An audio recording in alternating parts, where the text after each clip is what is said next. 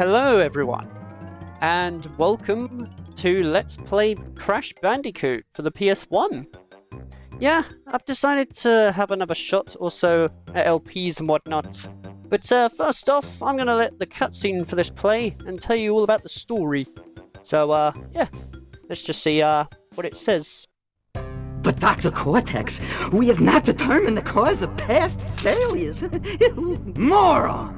This Bandicoot will be my general, and he will lead my Cortex commandos to world domination. This time I shall reign triumphant. We are closer than ever before. Quickly, into the vortex! But Dr. Cortex, the vortex is not ready. We have no idea what it could do.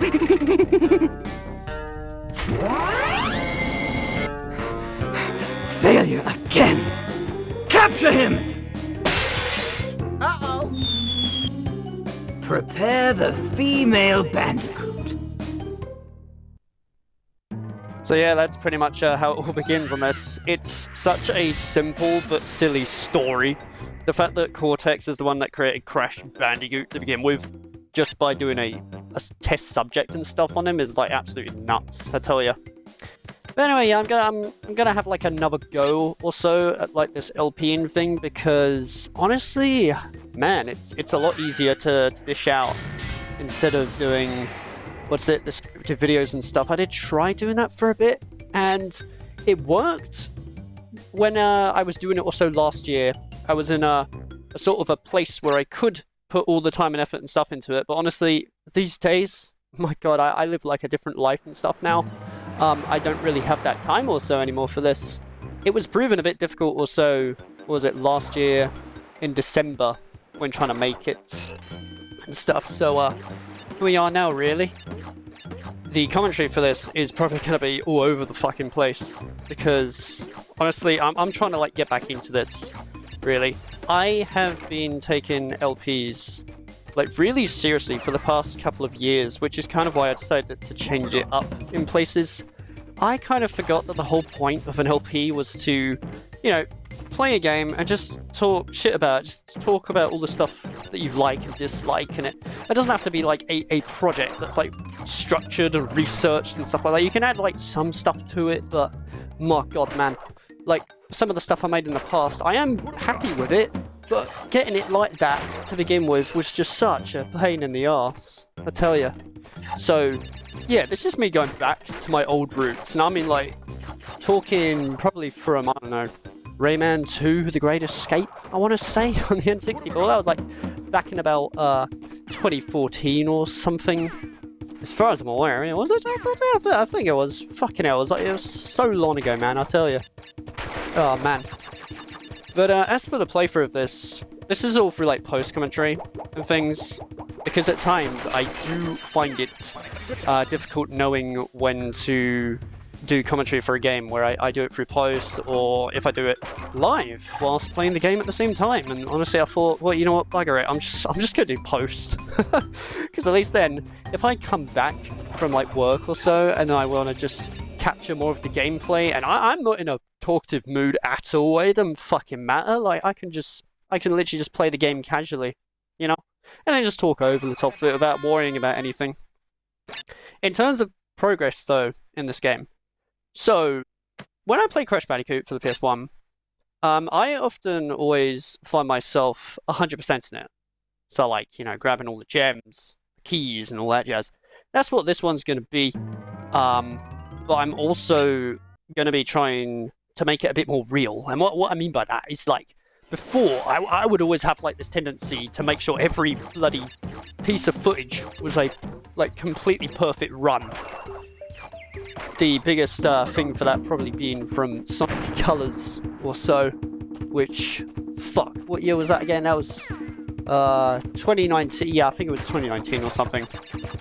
Yeah, because I for some reason in that one, I was just like, it needs to be perfect, otherwise it disturbs the natural flow of the episode and stuff, and I'm kind of, like I say, I'm just a bit sick and tired of that, to be honest. Half of the times, and now all I want to do is just play a game and talk about it, you know?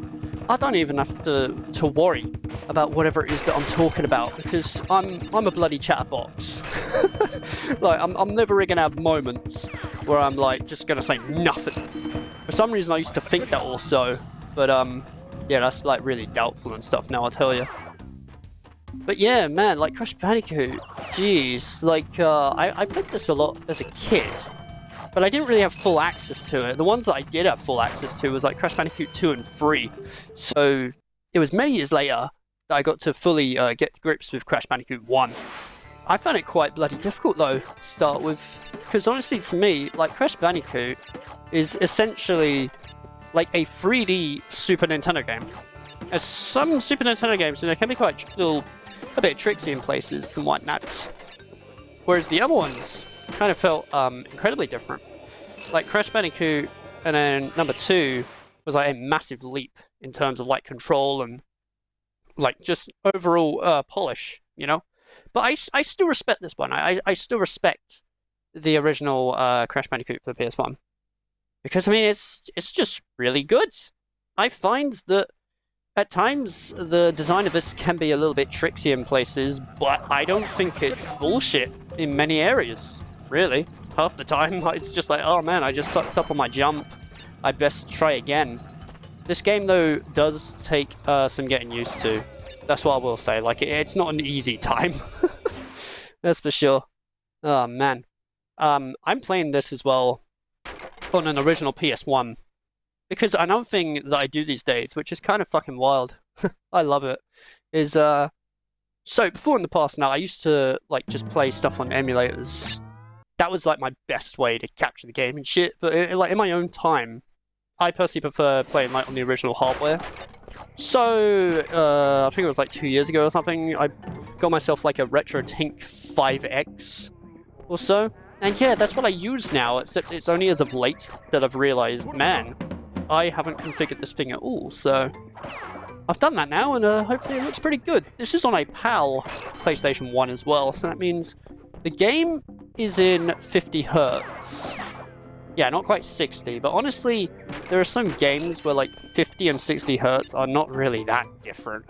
The actual ones where it is hugely different it's got to be stuff like the NES. I mean, if you play like Zelda, like the first Zelda game also, in 60 Hertz, it's great. You know, the music is in the correct pitch and shit like that. But like, oh fuck, like when you play it in 50 Hertz, like on an NES and shit, it's just, wow, it's so different. Like back then also, I imagine in the 80s, you know, this wasn't that big of a deal, because I mean, we just sort of like played whatever was handed to us. The internet was not as big as what it was, so we probably weren't aware that there were like faster versions and things. The same thing really with like Sonic the Hedgehog for the Mega Drive. Yeah, that one's also a bit unoptimized. Sonic the Hedgehog 2 was a little bit better in places. But yeah, man. Oh yeah, these are the bonus rounds as well. When it comes to you doing these bonus rounds, they're optional. It took me years to think, or realize, shall I say, that these aren't required for 100%. The main important thing for this, really, is just getting to the end and being able to save the game. Yeah, see, that's kind of the weird thing of this. Crash Bandicoot on the PS1 has, like, a saving feature, but the strange thing about the saving feature is that you can't just save anytime. No, of course not. Like, well, what you got to do is you have two choices, right? So you've either got to clear the whole bloody stage without dying once and breaking every sodding box. But the other method is to go into the tournament bonus rounds and get to the end, and it saves it that way. As you see right there, see, I missed a whole bunch of boxes. There are some levels on this game where, regardless of like what you have or the approach that you take to it, like you're not going to be able to get all the boxes. There is some backtracking in this, man. It's the same with like number 2 and number 3 or so. I'm pretty sure I covered this though in like my 2014 LP, I think it was, of Crash Bandicoot 3. Yeah, something like that. Man, that was back then when I used to use like EPS-C and stuff. That's kind of crazy. Oh boy. But yeah, the 60 Hertz version of this one runs a little bit faster, but honestly, if you look at them side by side, it's a little bit of a difference, but I don't think it's like too bad really.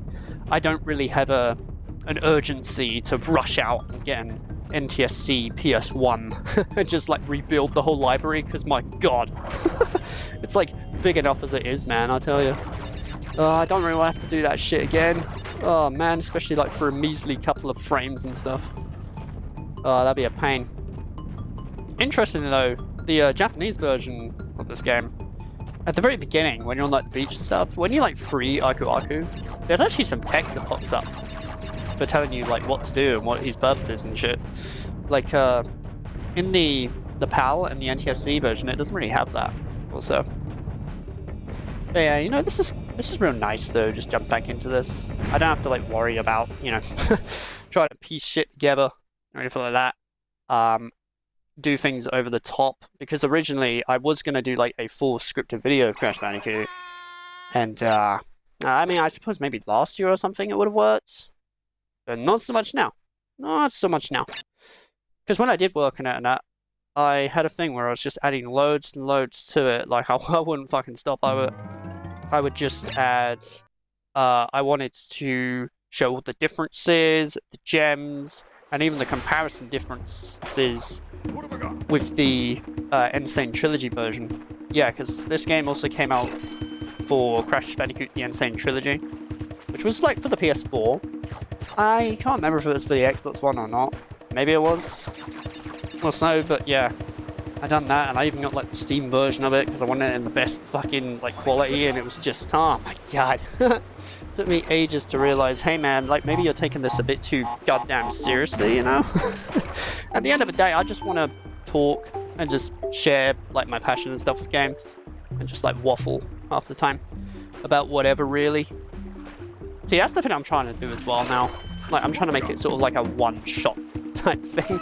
The episode is just going to turn out however it does. Also, yeah, I fucked up on that bit there. When I had the invincibility, I kind of just assumed you would bounce off the plants, but no, you don't. You just get like gobbled up instead. So that's a bit shit. But yeah, it's cool stuff, I'll tell you.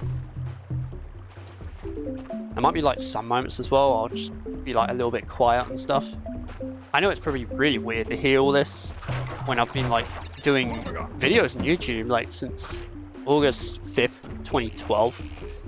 So I've been doing like Let's Plays for a while, but when you haven't done it for ages, man, it's a little bit rusty in places, isn't it? But you know, we'll just take this bit by bit, see how all this goes. I mean, because I got a lot to say about Crash Bandicoot, really. I think it's a really fun game. Very tricksy one in places. Like, it's definitely the hardest out of all of them. Well, unless you count grabbing the Platinum Relics or so, I suppose, in Crash Bandicoot 3. That can be a little bit tricksy. But, I mean, half the time for the time trials in that game, it's just, well, you screwed up, you know, just jump in and try again. But, with Crash, oh boy, you gotta be perfect. And for levels like Sunset Vista, yeah, where you have to do like the whole thing without dying, that can be a little bit annoying. I don't think it's the worst thing ever though, because I get utter satisfaction from this. So this is a game like where every time I 100% it stuff, I am like super happy because it's like, oh fucking finally, man, that was took some time, but you know, got there in the end and stuff. Oh yeah, also where I died, he doesn't do the little jump celebration thing in the end, and it doesn't count your boxes, because if you die, it resets. And that's a bit of a problem, really. Anyway, yeah, there's also like bosses in this game as well. Like here is Papu Papu. This guy is supposed to be easy. He's like the first boss. I can never get the hit detection right on this dude, because I mean, as you can see here, I got the first one right, but then the second one, yeah, I take like a hit. I don't know, I can't just never get it right. It's so weird to me, like the early bosses in this game, I tend to struggle with. But yeah, that'll do it for this episode. Fuck, that went by quick, didn't it? Well, I guess I'll see you lot in part 2 of Crash Bandicoot.